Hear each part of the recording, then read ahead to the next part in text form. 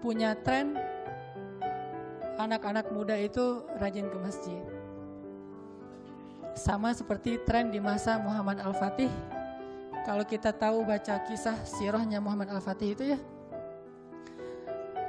ketika mereka selesai menaklukkan Konstantinopel, atau saya lebih setuju menyebutnya dengan pembebasan, bukan penaklukan, membebaskan Konstantinopel. Waktu itu mereka melaksanakan sholat Jumat. Cuman bingung nih, siapa yang bakal jadi imam. Akhirnya seorang yang dianggap tua, syekh di situ, mengabsen semua yang hadir untuk sholat Jumat dengan cara bertanya, siapa di antara kalian, atau gini, kalian berdiri semuanya, bahasanya gitu, seluruh berdiri semuanya jamaah, udah berdiri, siapa di antara kalian yang pernah tinggal sholat sejak dia balik, maka duduklah. Hampir gak ada yang duduk. Berarti apa? Masyarakat waktu itu, kaum muslimin yang bergabung di dalam barisan Muhammad Al-Fatih, sebutlah Bani Utsmaniyah, itu gak pernah tinggal sholat sejak dia balik. Itu anak muda di zaman itu tuh, hampir gak ada yang pernah tinggal sholat sejak dia balik. Hampir gak ada. Saking jarangnya. Kalau sekarang mungkin saking banyaknya, hampir gak ada yang gak pernah tinggal sholat sejak balik. Ini bukan mau menjelekkan diri sendiri ya. Coba saya pengen yang gak pernah tinggal sholat sejak usia 10 tahun, angkat tangan. Saya mah gak mau angkat tangan. Karena saya baru sadar entah usia berapa belas tahun gitu. Usia 12 tahun kelas 6 SD masih malas sholat kan. Masih dikejar-kejar. Ibu saya tuh kalau ngejar saya sholat kan lagi main bola tuh. Yang paling sering tuh saya gak sholat tuh sholat asar dan subuh. Subuh mah standar lah ya. Asar oke lah, asar. Subuh mah anak-anak kecil kan jarang yang sholat. Ini saking kita mah gak ada apa-apanya dibandingkan zaman Muhammad Al-Fatih. Saya nih gak mau merasa diri orang hebat, enggak. Usia 10 tahun, itu sholat asar tuh sholat yang paling sering saya tinggalkan. Berarti kalau asar dan subuh namanya apa? Orang yang gak sholat asar dan subuh. Munafik ya, anak kecil munafik. Saya mah.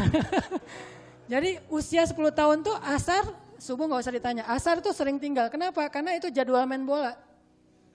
Pulang sekolah langsung ganti baju, langsung lari ke lapangan atau ke tempat bekas sawah gitu, kita main bola ala si bolang.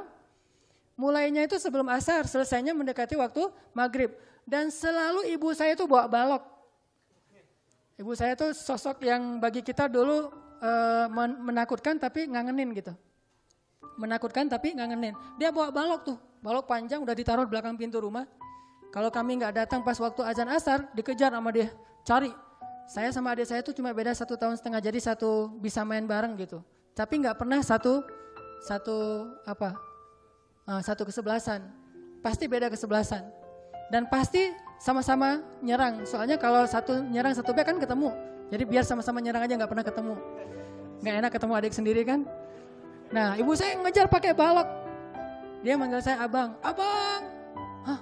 Ada mama, manggilnya mama gitu. Wah lari gitu, dikejar pakai balok. Dan udah tahu kenapa dia ngejar pakai balok. Langsung wudu cepat-cepat di rumah. Pas dia sampai di rumah kita udah sholat. Jadi gak akan dipukulin. Bayangin, siapa di antara kita di sini yang sejak usia 10 tahun gak pernah tinggal sholat? Tolong angkat tangan.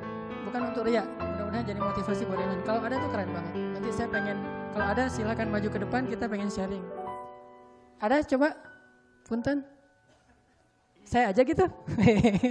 Baru juga diceritain. Gak ada ya? Bayangin di zaman itu ditanya oleh seorang syekh, siapa di antara kalian yang pernah tinggal sholat sejak dia balik, duduklah. Hampir gak ada yang duduk. Berarti gak ada yang pernah tinggal sholat sejak balik. Itu saking luar biasa. Berarti itu kan dibangun lewat pendidikan masyarakat, irsyadul mujtama, membimbing masyarakat lewat tren yang luar biasa di zaman itu. Sampai akhirnya punya masyarakat yang gak pernah tinggal sholat. Tanya lagi, oh masa mau semua jadi imam ya? Ternyata masih banyak yang berdiri. Siapa di antara kalian yang sejak dia balik pernah tinggal sholat jamaah sekali aja? Maka duduklah. Wah duduk. Tapi ternyata masih banyak juga yang berdiri. Artinya banyak juga yang gak pernah tinggal sholat jamaah. Bayangin Dari sekian yang datang mungkin setengahnya tuh, kalau kita baca ceritanya, setengahnya masih berdiri. Berarti setengah dari masyarakat pada masa itu nggak pernah tinggal sholat jamaah sejak dia balik. Ini kenapa sampai bisa membebaskan negeri yang dikuasai Romawi? Pertolongan Allah untuk hamba-hamba yang soleh. Hamba yang soleh itu bukan cuma Muhammad Al-Fatih, satu negara soleh. Dan wajar Nabi kalau mengatakan sebaik-baik prajurit adalah prajurit itu dan sebaik-baik pemimpin adalah pemimpin prajurit itu. Ternyata masih banyak yang berdiri. Nanya lagi nih, siapa di antara kalian yang sejak dia balik pernah tinggal sholat tahajud? Silakan duduk. Semuanya duduk, karena kalau tahajud mah pasti pernah tinggal sekali dua kali. Sekali aja harus duduk. Cuma tinggal satu anak muda yang gak duduk. Dialah Muhammad Al-Fatih. Ternyata pemimpin mereka, anak muda yang berusia 21 tahun itu, yang membebaskan Konstantinopel, gak pernah tinggal tahajud sejak dia balik sampai usia dia sekitar 21-22 tahun. Dialah yang kemudian menjadi imam sholat Jumat mereka. Khutbah, ngimamin. Ini tren yang luar biasa pada masa itu. Masjid-masjid ramai semuanya. Asal ada suara azan, lebih ramai daripada Masjid Nabawi di masa Rasulullah. Kenapa? Karena emang masyarakatnya udah lebih besar.